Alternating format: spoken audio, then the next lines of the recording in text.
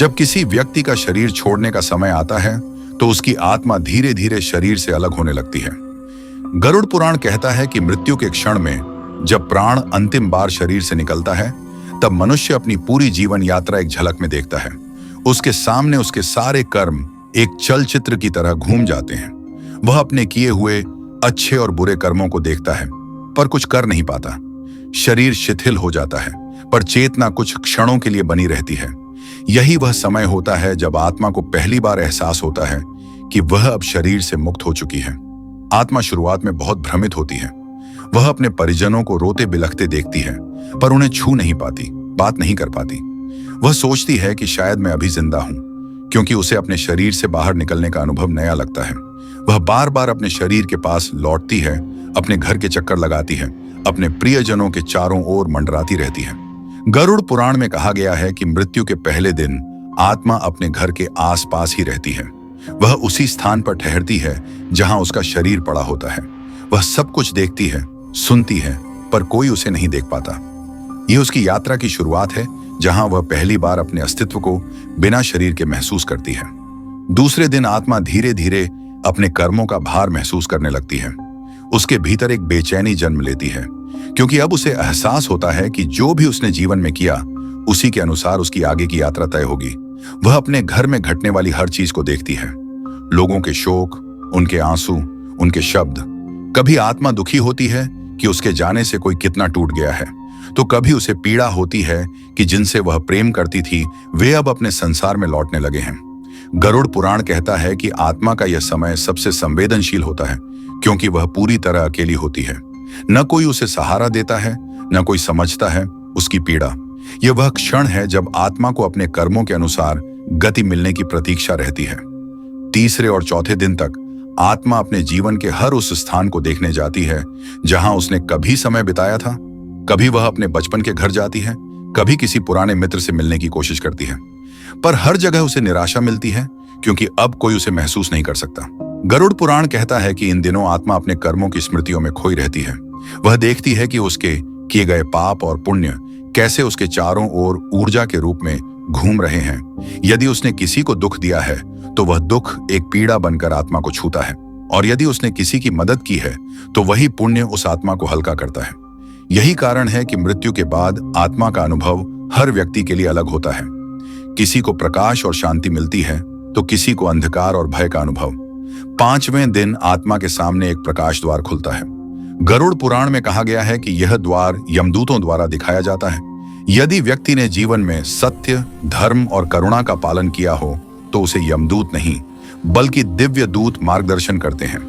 पर यदि व्यक्ति ने पाप किए हों तो यमदूत उसे अपने साथ ले जाने आते हैं। यह दृश्य आत्मा के लिए भयावह होता है। वह संघर्ष करती है, पर उसके पास शरीर नहीं होता कि वह कुछ कर सके।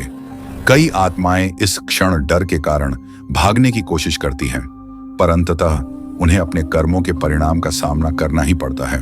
छठे दिन आत्मा को अपने कर्मों की झलक फिर दिखाई जाती है, लेकिन इस बार उसे यह भी दिखाया जाता है कि उसके जाने के बाद संसार में क्या प्रभाव पड़ा। उसके प्रियजन कैसे टूटे, कौन उस पर रोया और किसने राहत की सांस ली। यह अनुभव आत्मा के लिए बहुत गहरा होता है। गरुड़ पुराण कहता है कि यह समय आत्मा के आत्मबोध का होता है। वह समझने लगती है कि जीवन में किया गया हर छोटा काम किसी न किसी रूप में ब्रह्मांड में ऊर्जा बनकर लौटता है। यह वह दिन है जब आत्मा अपने वास्तविक स्वरूप को पहचानने लगती है। वह समझती है कि शरीर तो नश्वर था, पर उसका अस्तित्व अनंत है। 7वें दिन आत्मा को यमलोक की ओर यात्रा पर निकलने का संकेत मिलता है। अब तक वह धरती से मोह छोड़ने लगती है। वह अपने घर, परिवार और प्रियजनों को अंतिम बार देखती है। कई आत्माएं उस रात घर के भीतर एक हल्की हवा या सुगंध के रूप में उपस्थित होती है, जैसे किसी को अंतिम बार अलविदा कहने आई हो। गरुड़ पुराण बताता है कि 7वें दिन आत्मा अपनी सांसारिक पहचान को पीछे छोड़ देती है और एक नई यात्रा की तैयारी करती है, पर यह तैयारी उसके कर्मों पर निर्भर करती है। जिस आत्मा ने जीवन में सत्कर्म किए हों उसे एक दिव्य प्रकाश मार्ग दिखता है, जिस पर चलते हुए उसे शांति का अनुभव होता है। पर जिसने पाप किए हों उसे अंधकार और भय से भरे मार्ग पर चलना पड़ता है, जहां यमदूत उसे मार्गदर्शन देते हैं। यही कारण है कि प्राचीन शास्त्रों में मृत्यु के बाद पहले 7 दिनों तक श्राद्ध, पाठ और प्रार्थना करने की परंपरा है, ताकि आत्मा को सही दिशा मिले, वह भ्रम में न भटके और शांति प्राप्त करे। इस पूरे समय आत्मा का सबसे बड़ा संघर्ष मोह से होता है। वह देखती है कि उसका शरीर मिट्टी में मिल गया, पर उसके अपने अब भी उसी शरीर से चिपके हुए हैं। वह चाहकर भी उन्हें सांत्वना नहीं दे सकती।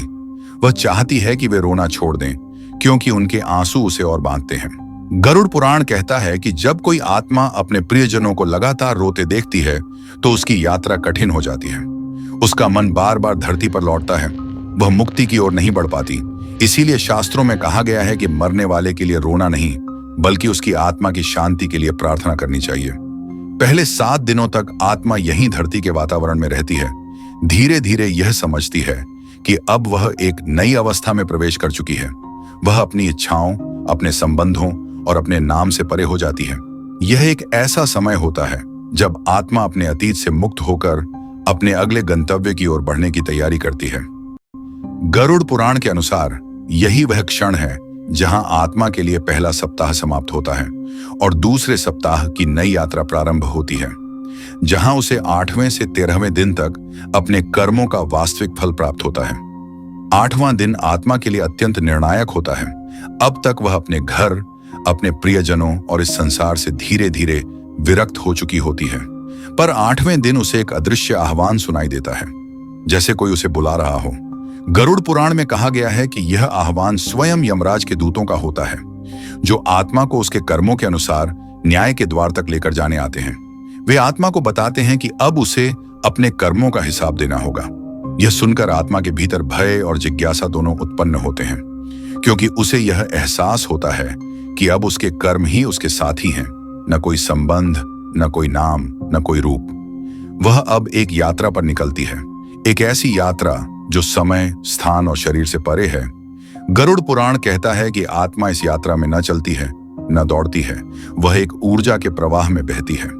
वह देखती है कि उसके आगे एक लंबा मार्ग है, जिसके दोनों ओर अंधकार और प्रकाश की लहरें हैं। कई आत्माएं इस मार्ग पर साथ चलती हैं। कुछ रो रही होती हैं, कुछ पुकार रही होती हैं, तो कुछ प्रकाश में विलीन होती जाती हैं। जो आत्मा पुण्यवान होती है, उसे यह मार्ग सहज और मधुर प्रतीत होता है, पर जिसने जीवन में अधर्म किया हो, उसके लिए यह मार्ग कठिन, कंटीला और भयावह बन जाता है। 9वें दिन आत्मा उस स्थान पर पहुंचती है जहां उसे अपने कर्मों का भार दिखाया जाता है। गरुड़ पुराण में वर्णन है कि यमदूत आत्मा को एक दर्पण के सामने खड़ा करते हैं, जिसे कर्म दर्पण कहा गया है। उस दर्पण में आत्मा अपने हर कर्म को पुनः जीती है। जो अच्छा किया वह प्रकाश बनकर झिलमिलाता है, जो बुरा किया वह अंधकार बनकर उसे घेर लेता है। यह अनुभव बहुत गहन होता है, क्योंकि यहाँ आत्मा स्वयं अपने कर्मों की साक्षी होती है। कोई झूठ नहीं, कोई बहाना नहीं, केवल सत्य। जो उसने किया वही सामने प्रकट होता है। जो आत्माएं इस क्षण में अपने पापों को स्वीकार कर पश्चाताप करती हैं, उन्हें आगे चलकर क्षमा और शांति का अवसर मिलता है, पर जो अपने अहंकार में अटकी रहती हैं, उनकी यात्रा और कठिन हो जाती है। 10वें दिन आत्मा न्याय के द्वार तक पहुंचती है।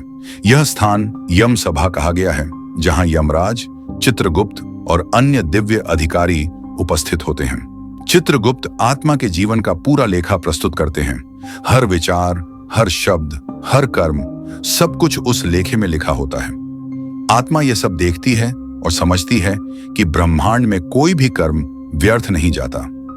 हर कार्य, चाहे वह कितना ही छोटा क्यों ना हो, किसी न किसी रूप में उसके भाग्य को आकार देता है। यमराज बड़ी करुणा से आत्मा से पूछते हैं, क्या तुमने अपने जीवन में धर्म का पालन किया?